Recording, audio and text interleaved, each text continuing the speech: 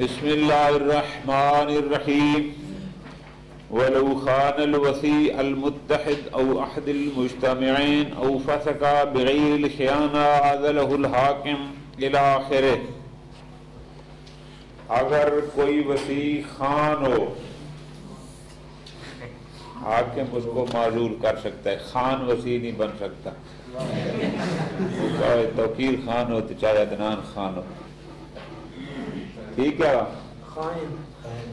وَلَوْ خَانَ الْوَسِيعِ، اگر کسی بندے کا ایک ہی وسیع تھا یا اس بندے کے 3-4 وسیع تھے، ان میں سے کوئی ایک خیانت کر جاتا ہے، حاکم شرعی اس خائن شخص کو، وسیع کو معزول کر سکتا ہے. شہید ثانی رحمت اللہ علیہ فرماتے ہیں میرے حساب میں تو حاکم شرعی کے معزول کرنے کی ضرورت بھی نہیں ہے. جو ہی وہ خیانت کرے گا اس کی عدالت ختم ہو جائے گی، فن عزلہ، وہ خود بخود ہی معزول ہو جائے گا. خوب، اب یہ شخص جو خائن ہو گیا، شرائط وسیع میں سے شرط پوری نہ رہی، اب کیا ہوگا؟ فرماتے ہیں اگر وہ ایک ہی وسیع تھا تو حاکم شرعی اس کی جگہ پر ایک اور مستقل وسیع کو مقرر فرمائے گا، اور اگر متعدد تھے تو اس خائن کی جگہ پر ایک اور شخص وہاں پر نامزد فرمائے گا. ٹھیک ہے.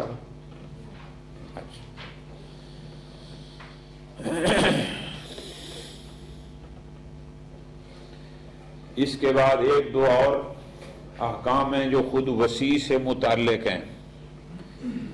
موسی نے وسیع کا قرضہ دینا تھا، موسی نے وسیع کا قرضہ دینا تھا. موت موسی کے بعد وسیع کو یہ حق حاصل ہے کہ جو اس کے اموال اس کے قبضے میں آئیں گے، تصرف میں آئیں گے، ان میں سے یہ اپنا قرضہ جتنا بھی ہے وہ اس سے منہا کر لے. حاکم شرعی سے پوچھنے کی بھی کوئی ضرورت نہیں ہے، کسی قسم اٹھانے کی بھی کوئی ضرورت. کیوں؟ قسم تو اٹھوائی جاتی ہے تاکہ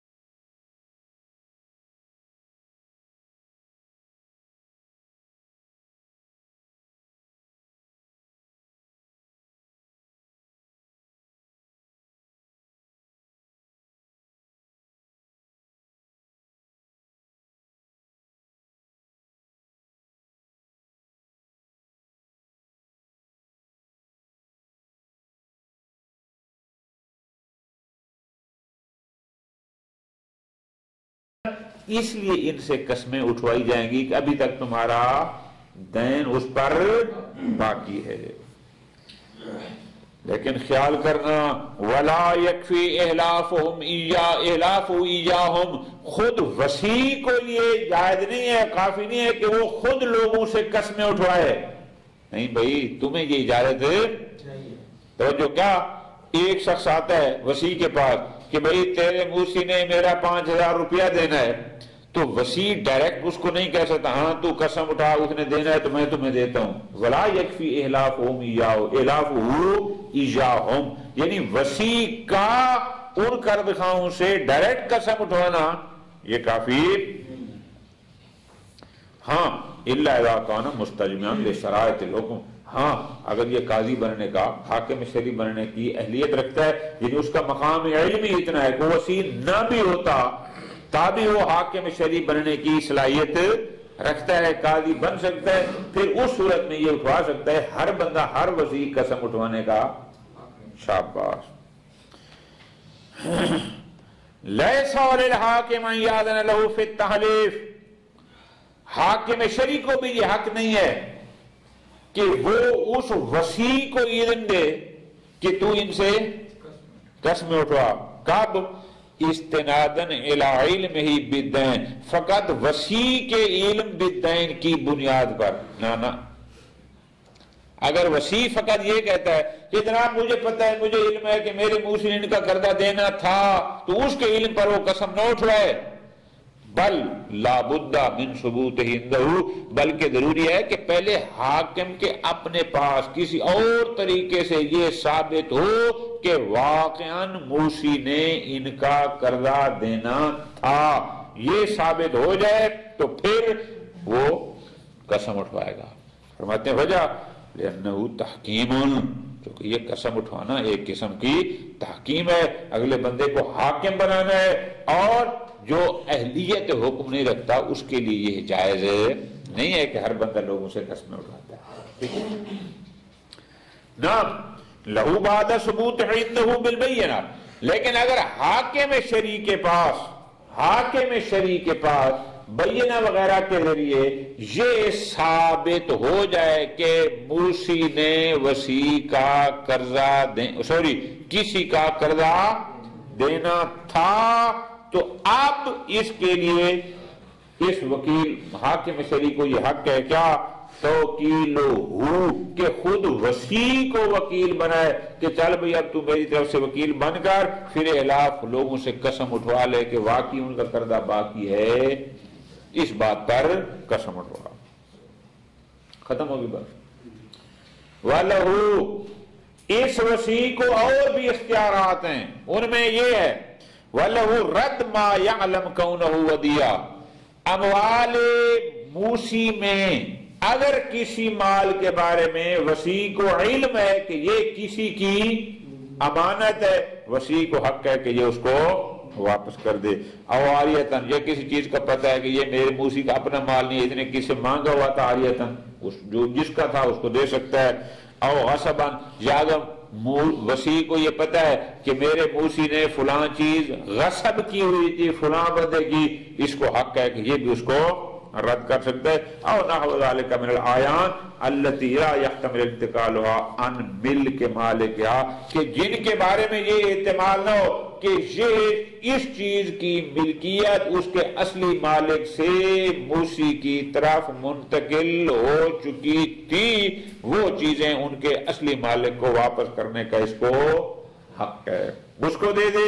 او وارثی فی ذلک الوقت، یا ان کی ملکیت ابھی ان کے وارثوں کو یعنی موسی کے وارثوں کو ابھی تک منتقل نہیں ہوئی، ان کو بے شک وہ واپس کر دے.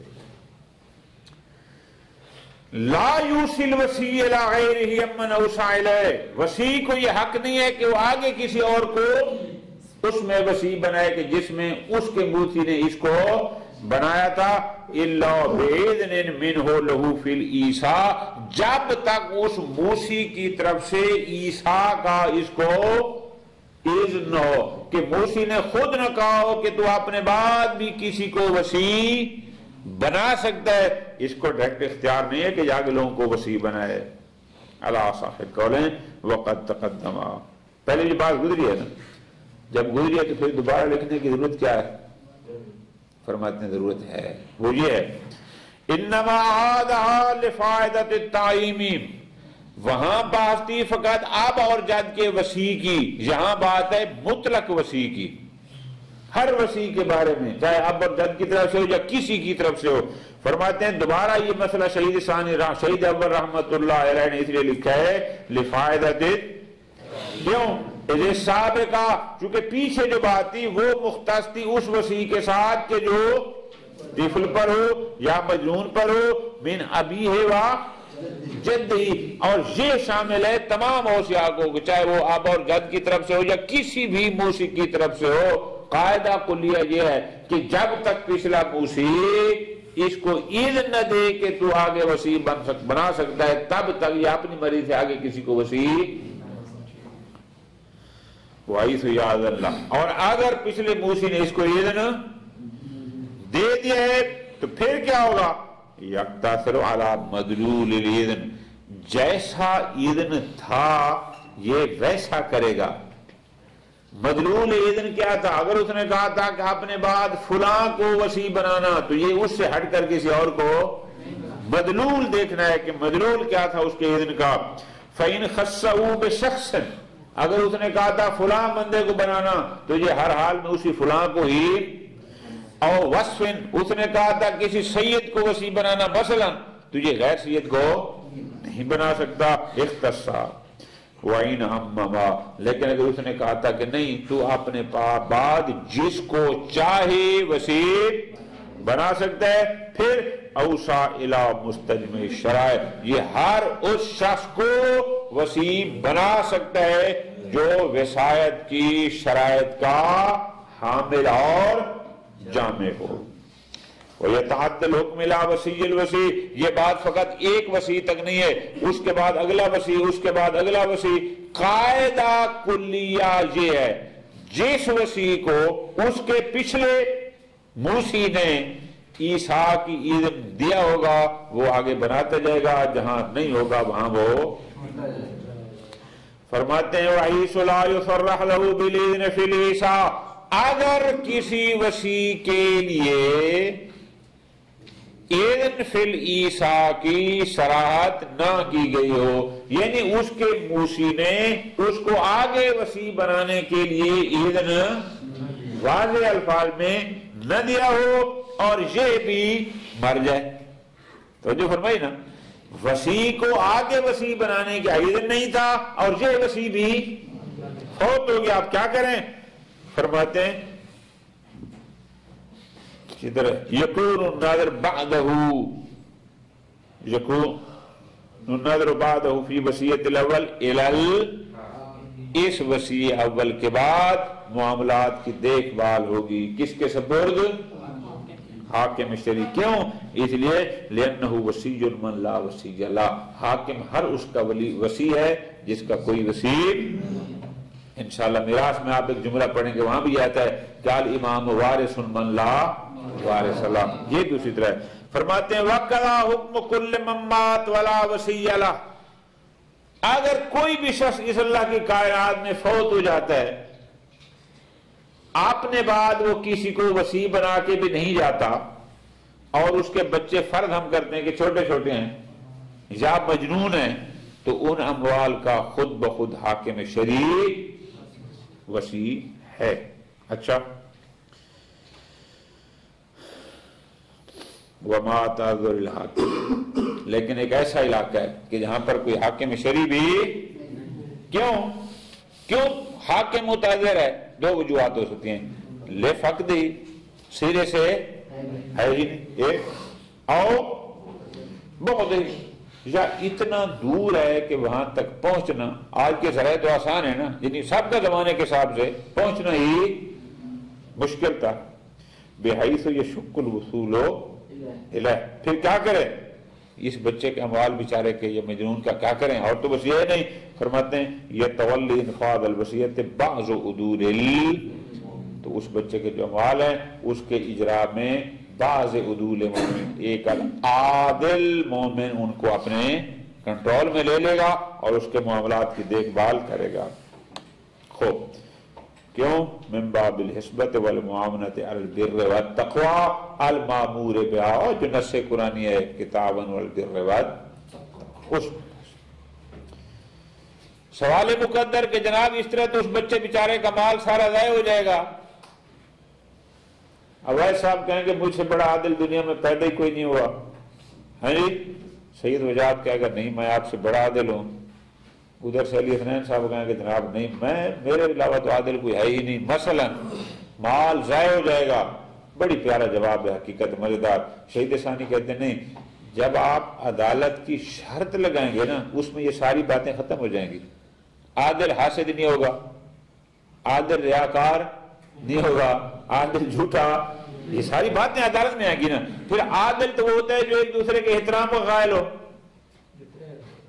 جو سوء ظن نہ رکھتا ہو. تو فرماتے ہیں اشتراط العدالت یدفع معذور اطلاف مال الطفل. ہم جب بات کریں عادل مومن کی، لہذا وہ جو احتمال ہے کہ ممکن ہے اس بچے کا مال تلف ہو جائے، اس بچے کا مال ضائع ہو جائے، فرماتے ہیں نہ ایسا. اسی طرح کوئی کہے گا جناب یہ آگے سوال ہے باقاعدہ کہ جناب کسی کے مال میں تصرف کے لیے اذن چاہیے ہوتا ہے، بغیر اذن کے تصرف کرنا جائز نہیں ہے. فرماتے ہیں یہ جو معذور ہے تصرفی ہے بدون اذن شرعی، ہم نے جواب دیا کہ نہ فإنما اذا کرنا ہو والی اذن وہ تعاون والبر والتقوی وہی شرعن اذن ہے. ٹھیک ہے جی. طفل یا مجنون کے اموال کو محفوظ کرنا آیا بر و تقوی ہے یا نہیں ہے؟ بر و تقوی ہے تو تعاون اذن ہے. ٹھیک. البتہ فرماتے ہیں جب حاکم متعذر ہو، عدول مومنین نے اس معاملات کو سنبھالنا ہے. ینبغی الاقتصار علی القدر ضروری. عدول مومنین پھر بے تحاشا 100% تصرفات شروع نہ کر دیں. ان کو چاہیے کہ جو ضروری ہیں، جیسے میں نے آپ بڑی اچھی مثال دی ہے، سکول داخل کرنا ہے، اس کی بکس لینی ہے، اس کا ٹیوشن رکھنا ہے وغیرہ وغیرہ، یہ جو ضروری اموال ہیں ان میں اقتصار کرے. التی یضطر الی تقدیمہ قبل مراجعۃ کہ بھائی حاکم کو ڈھونڈنے گئے تو سکولوں کے داخلے ختم ہو جائیں گے، مہینہ 2 لگ جائے گا، ٹیوشن نہیں پڑے گا تو اس کی میٹرک رہ جائے گی. فرماتے ہیں ایسے تصرفات کہ جن کی وجہ سے مراجعہ حاکم سے پہلے نقصان ہوتا ہے، فرماتے ہیں یہ کر سکتا ہے. لیکن وہ تاخیر ہو غیر ہی، لیکن جو اور ایسے ہیں کہ ابھی ان میں ہم کوئی تصرف نہ کریں تو بھی اس بچے کا کوئی نقصان ہونے والا نہیں ہے، ان کو مؤخر کریں. کب تک؟ الہی التمکن من اذن، کہ جب حاکم شرعی سے اذن ملنا ممکن ہو. لیکن ولو لم یمکن، لیکن اگر یہ بھی ممکن کیوں؟ لفقد ہی سرے سے حاکم ہے ہی نہیں.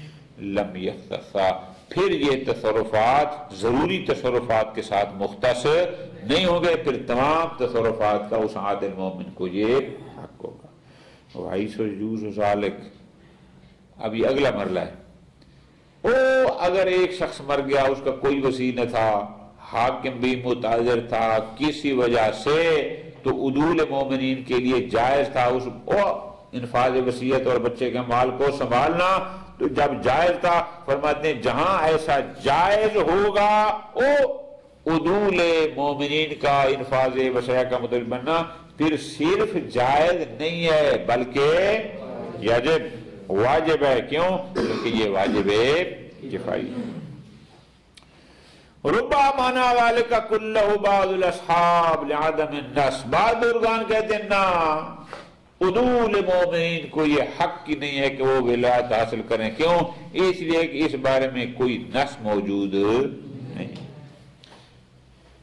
شہید ثانی جواب میں کہتے ہیں وما ذکر من العمومات، بھئی یہ تعاونوا علی البر والتقوی بس اس کام کے لیے کافی ہے. اور پھر ہمارے پاس کچھ روایات بھی ہیں کہ جو عدول مومنین کو ایسا حق دیتی ہیں. صلی اللہ علی محمد وآلہ